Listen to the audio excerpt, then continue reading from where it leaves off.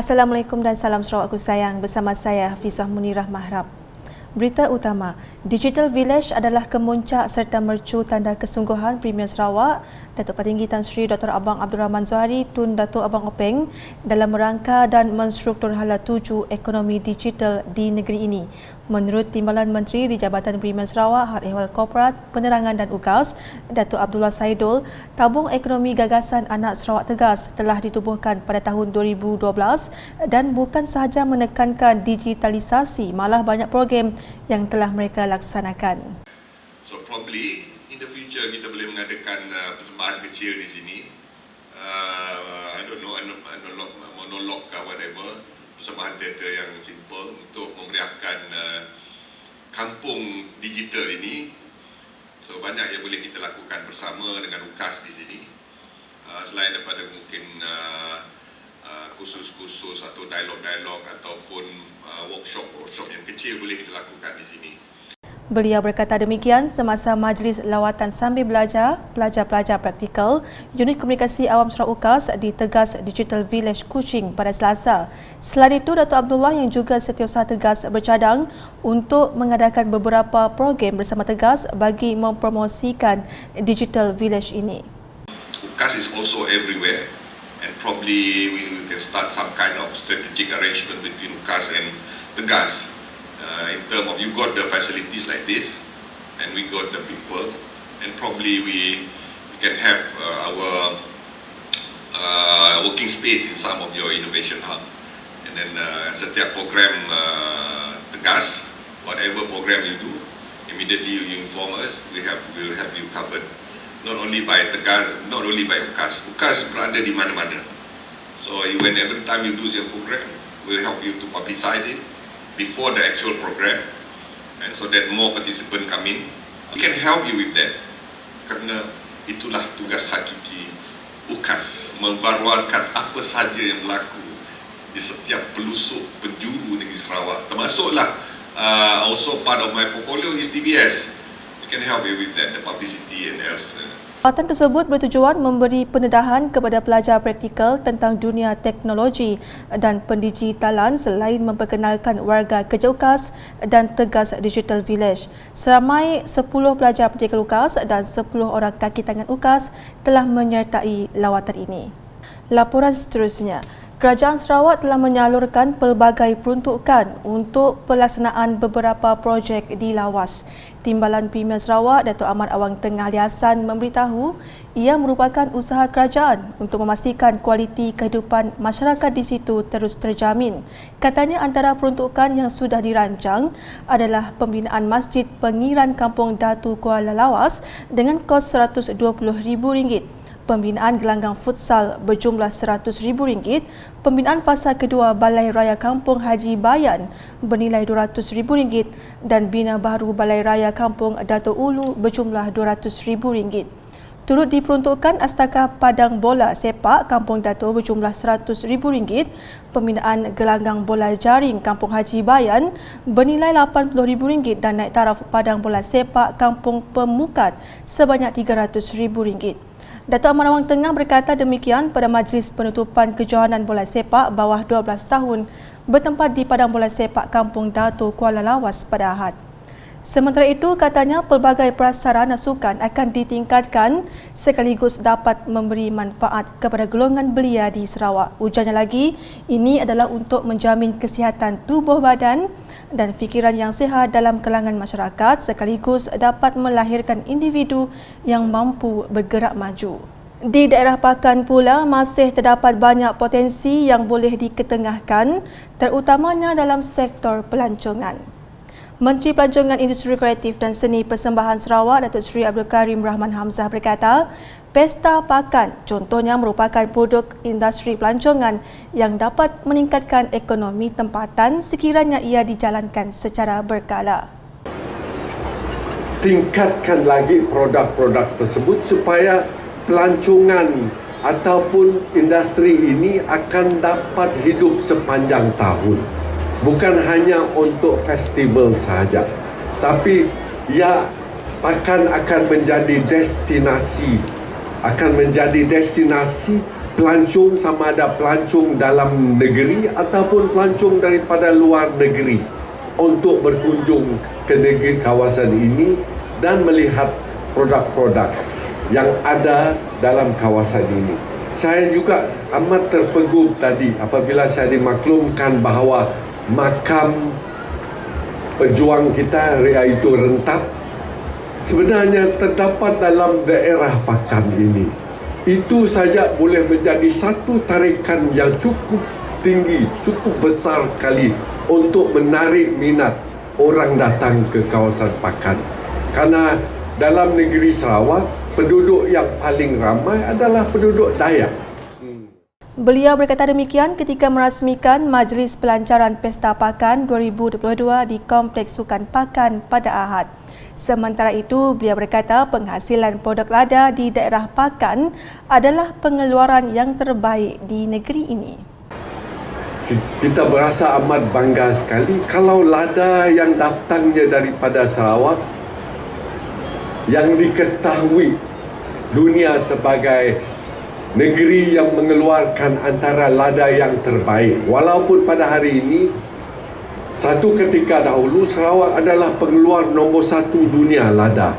Hari ini kita sudah menurun ke peringkat nombor 4 dalam dunia. Kalau tak silap saya lah, nombor 4 ataupun nombor 5. Tapi itu tidak menjadi masalah. Kerana walaupun kita nombor 3 ataupun nombor 4, tapi dari segi kualiti lada kita adalah yang terbaik, diketahui umum, diketahui oleh dunia bahawa lada negeri Sarawak adalah yang terbaik. Tambahnya, kepelbagaian produk dalam semua sektor sama ada pertanian, perikanan, kesenian, kebudayaan adalah antara produk pelancongan yang mampu menarik lebih ramai pelancong domestik dan luar negara. Dalam perkembangan lain, Karnival Jualan Koperasi dan Harga Patut Anjuran Koperasi Sebau Pandan Bintulu Berhad yang diadakan di Balai Raya Sebau telah menawarkan barangan keperluan harian dengan harga yang lebih berpatutan. Menteri Industri Makanan, Komoditi dan Pembangunan Wilayah Sarawak Datuk Seri Dr. Stephen Rundi Utom berkata, karnival itu bertujuan membantu komuniti setempat mendapatkan barangan keperluan harian dengan harga lebih kompetitif sekaligus meringankan beban kewangan mereka. Beliau berkata demikian ketika merasmikan karnival tersebut baru-baru ini. Untuk rekod, karnival yang diadakan selama 2 hari itu turut mendapat sambutan menggalakkan daripada warga sekitar daerah Sebau dengan pelbagai barang keperluan seperti minyak masak, gula dan beras telah dijual pada harga subsidi. Sementara itu, kedudukan warga emas di Sarawak perlu dimartabatkan sebagai persediaan menjadi sebuah masyarakat serta negeri yang tua menjelang tahun 2028. Menteri Pembangunan Wanita, Kanak-kanak dan Kesejahteraan Komuniti Sarawak Datuk Seri Fatimah Abdullah berkata, dasar warga emas negara di UN merupakan satu komitmen kerajaan untuk mewujudkan warga emas membina jati diri yang mampu menyumbang kepada pembangunan negara. The country's policy on the aging population, the National Senior Citizens Policy iaitu Dasar Warga Emas Negara atau singkatannya ialah DUEN, and the action plan that goes hand in hand with it, the National Senior Citizens Action Plan, Plan Tindakan Warga Emas Negara, were both introduced in 2011 and set goals for healthy, cheerful, active, productive and supportive elderly residents, as well as some tactics to help them to get there. Some tactics in strategies. Okay. So untuk berkongsi dengan para media, apakah dasar warga emas negara kita? Dasar warga emas negara adalah satu komitmen kerajaan untuk mewujudkan warga emas yang berdikari, independen, bermartabat diri dan dihormati. Dignified existence dengan mengoptimalkan potensi diri melalui penuaan yang sihat, healthy, positif, aktif, produktif dan menyokong untuk meningkatkan kesejahteraan hidup dalam pembangunan negara. Beliau berkata demikian pada sidang media pembentangan kajian negara menua di bangunan Baitul Makmur 2 Kuching pada Isnin. Datuk Seri Fatimah menambah terma rujukan serta objektif yang sesuai berkaitan kajian itu telah disediakan terlebih dahulu untuk perangkaan pelan sama ada dalam jangka masa pendek atau panjang sebagai persiapan menghadapi sebuah negeri yang tua. So with that, tadi Alhamdulillah kita telah dapat term of reference yang saya rasa I think it's quite comprehensive terms of reference. Now aim and objective of the study, proposed research is to guide the development of a structured master plan to support a healthy and dignified aging society in Sarawak. And then the specific study objectives are as follows: to establish framework for studying and evaluating societal trends and policy responses to aging, to map the profiles of the elderly population in Sarawak, to identify aging issues and challenges affecting the elderly in Sarawak, to assess the effectiveness and outcome of existing intervention yang sedia ada and programs for the elderly in Sarawak. Ujar beliau lagi, kajian tersebut akan dibentangkan kepada Sarawak Digital Economy Corporation SDEC dan Kabinet terlebih dahulu sebelum ia dijalankan dalam tempoh setahun mulai tahun hadapan. Difahamkan kajian yang bersifat intensif dan ekstensif ini adalah dijalankan khas untuk Sarawak. Berita selanjutnya, Sarawak mencatat sebanyak 3,067 tangkapan berkaitan penyalahgunaan dadah dan substan dalam tempoh Jun hingga Ogos 2022.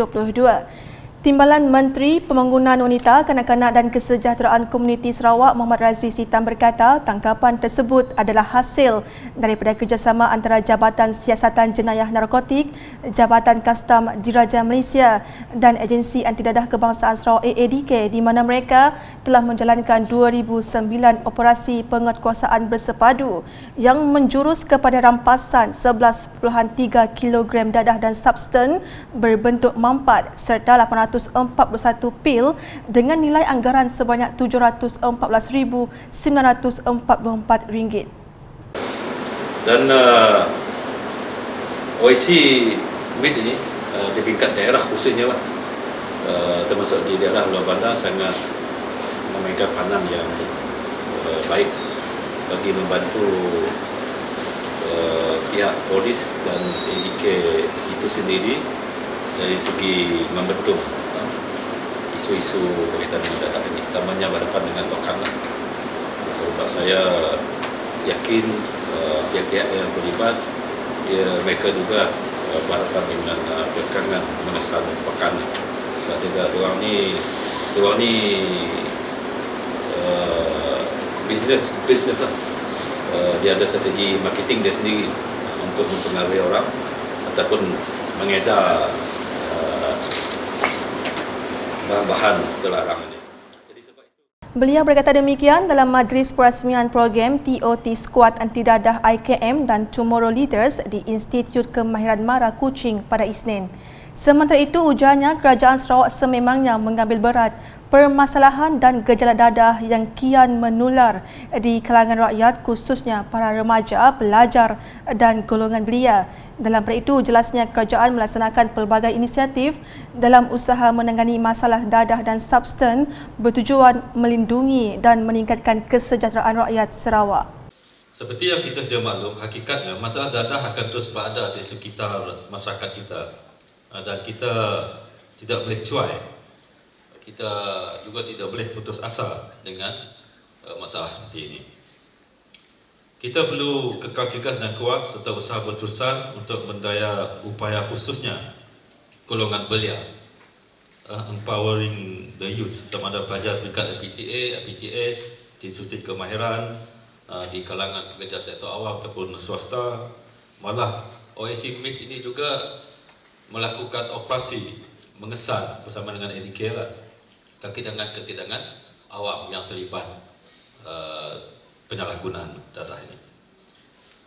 Kita sedia maklum juga dadah ini sudah biasa kita dengar sebagai musuh nombor 1 negara sampai sekarang. Seterusnya, program Komuniti Anjuran Kementerian Utiliti dan Telekomunikasi Sarawak MUT merupakan salah satu inisiatif untuk memperkenalkan kementerian tersebut secara bersemuka kepada rakyat. Setiausaha Tetap MUT, Datuk Insinyur Elis Jawan Empaling berkata, program komuniti ini membolehkan pihak kementerian serta agensi-agensi di bawahnya berkomunikasi secara dua hala dengan penduduk. Jelasnya lagi, fokus utama program ialah untuk mendedahkan inisiatif-inisiatif kementerian yang merupakan pemegang polisi bagi 4 portfolio penting, iaitu bekalan air, bekalan elektrik, pengedaran gas dan telekomunikasi. Beliau berkata demikian semasa berucap dalam program komuniti bahagian Marudi tahun 2022 di Rumah Penghulu Jimbau Sungai Gudang Marudi pada Sabtu. Dalam perkembangan lain, beliau turut menekankan komitmen Ahli Serakup Indo-Dayak Sarawak SIDS dalam menitik beratkan bidang pendidikan dengan memberi insentif kepada anak-anak ahli yang cemerlang dalam bidang pendidikan. Kalau ahli entrepreneur incubatornya dua orang ke office Serakup, jadi ke komputer, jadi ke sistem semua tanya kena dan kuno kita jauh di tahu. Kan kita ada semua kita itu. Bapak aku bisa smartphone bagian, kami kita mamau tay ke dekat dijual ke kita. Lalu mantai kita ke dijual kitanya alam Facebook, ke alam internet, lawan pada aku tanya cukup laku. Baru dah bantai, dah dibeli orang. Baru dah bantai, dah dibeli orang. Lawan ganya baka tunggu orang jarang berjalan pasal berita. So nyak tay ke nanti kita ka tentunya HQ, Serakup HQ dekat Natul, kami kita sama belak uliah nama berdagang kita alam internet tentunya dekat disedia kita ya. Sekian edisi malam bersama saya Fizah Munirah. Berita lebih lanjut boleh didapati di semua platform media sosial UKAS termasuk portal ukas.sarawak.gov.my dan UKAS channel di YouTube. #menyebar fakta salam UKAS.